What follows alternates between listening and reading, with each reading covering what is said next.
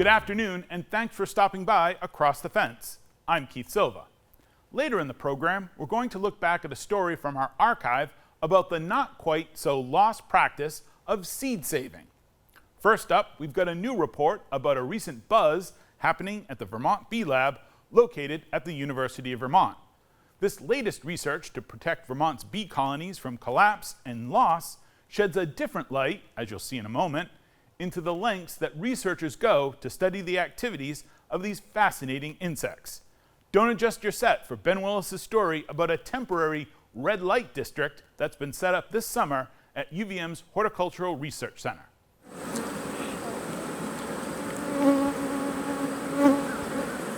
So as we've been hearing a lot in the news, beekeepers are experiencing really high colony losses nationwide. And beekeepers in Vermont are also reporting pretty high colony losses. And one of the threats to bees are the pests and pathogens and diseases that they experience. One way to combat pests and pathogens is for beekeepers to select for bees that are better able to keep their pests low themselves through hygienic behavior. To help identify the most hygienic colonies, Dr. Alger's team is testing a tool called UBO, short for unhealthy brood odor. It mimics the scent of infection in a hive. By applying it to a frame in each colony, researchers can see which hives respond fastest by removing the affected brood, a key defense against pests and disease. We've been using it since about 2021, and we're finding really interesting things in the field, and now we're taking the test into more of an observation hive study to better understand the individual behaviors of individual bees and how they're performing this hygienic behavior. In this small shed at the UVM Hort Farm, the Bee Lab has set up 6 observation hives. With cameras trained on each hive, lit only by red light. We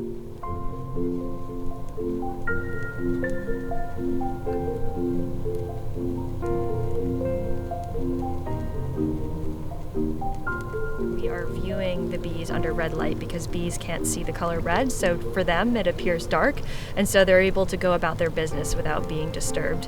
And they all have access to the outdoors, so they can go out and forage.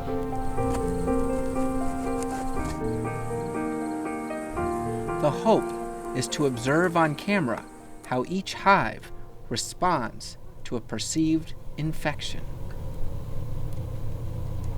Well, so one of the challenges that we experienced, so we're scientists, but we definitely don't have experience in using video cameras, and all of the experiment that we're performing, we're using videos to capture all of the behaviors that the bees are performing, because we're probably going to miss something if we don't capture it with the videos. And it's a unique situation where it's under low light, there's under red light. And so these are all things that we had no idea how to handle and what cameras to choose. And luckily our friends at Across the Fence came by and helped set up some cameras for us and make sure that we had the correct settings. Let's do one of these because they're totally different. We just have to come in and stop recording it and stop recording and start recording. And so we're sort of been studying this novel hygienic assay that will allow beekeepers to identify colonies that are really good at keeping their pest and pathogen loads down through hygienic behavior, which would be great because it means they'll need a lot less chemical intervention and over time hopefully reduce colony losses for beekeepers. UBO is a tool that someday could offer beekeepers a safer, more sustainable way to manage pests.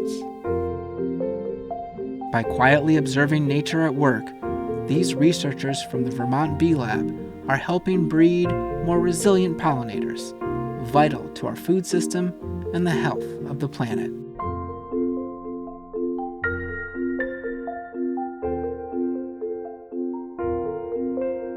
At UVM's Horticulture Research and Education Center, I'm Ben Willis with Across the Fence.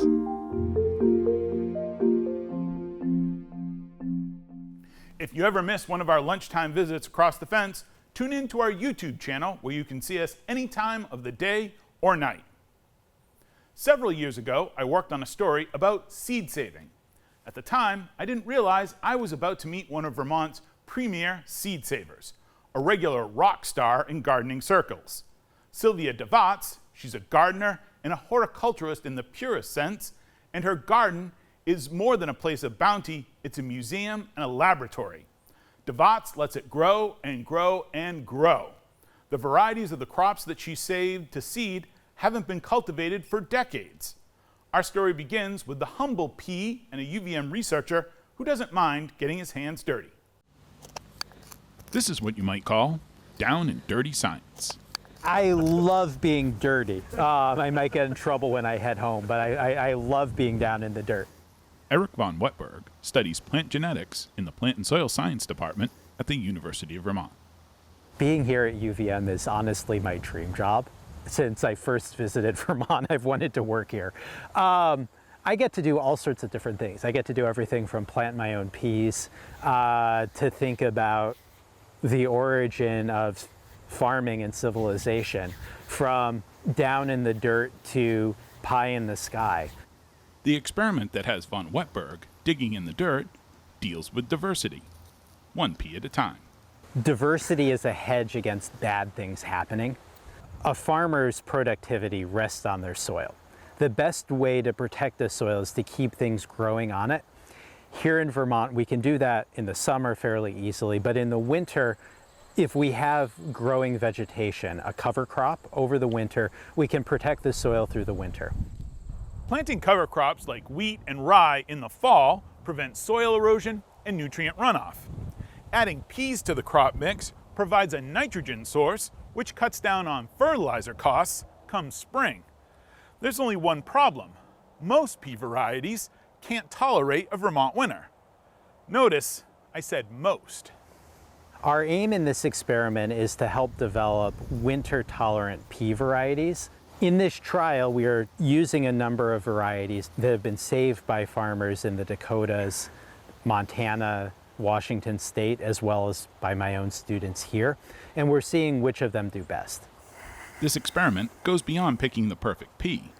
Von Wetberg also wants to know which variety packs the biggest nutrient punch, what he calls the mechanism. That's right.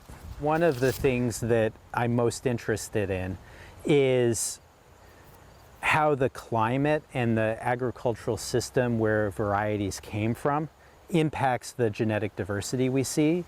In addition, as a researcher, part of what I think about is mechanism. Understanding the mechanism by which they give back to the soil. Keeping the soil covered is part of that. In modern breeding, because we're so focused on yield, we've overlooked what the crop is putting back into the soil.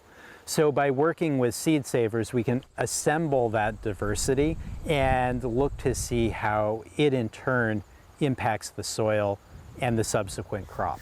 This one rolls off the tongue, PS113024W. The peas in this experiment aren't any off-the-shelf garden variety.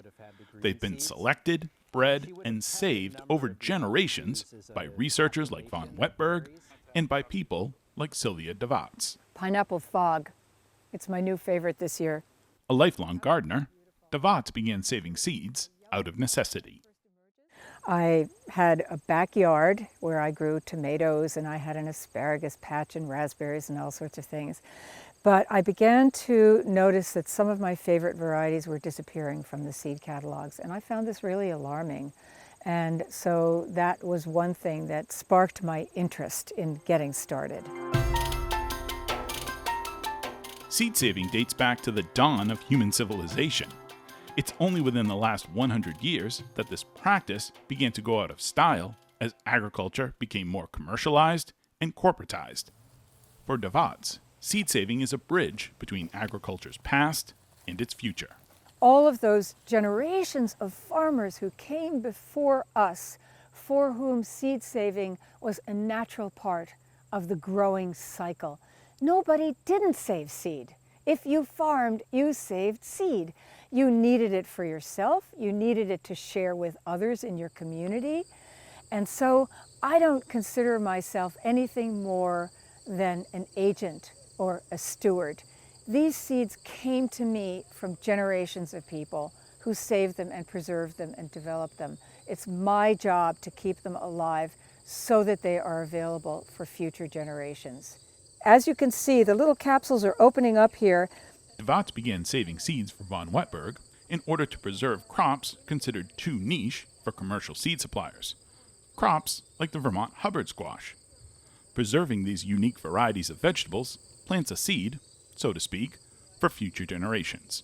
Some of us who are seed savers who've been doing this for decades are getting older, and we need to find a way, first of all, to pass our knowledge on to others, to pass our collections on to others, and to make sure that all of this work and everything that we have worked so hard to preserve and keep alive and maintain, that it doesn't end with our generation. At his lab, von Wetberg is surrounded by seeds. There are seeds drying on the windowsill, and seeds sealed in plastic packets and paper envelopes, and still more seeds frozen for safekeeping.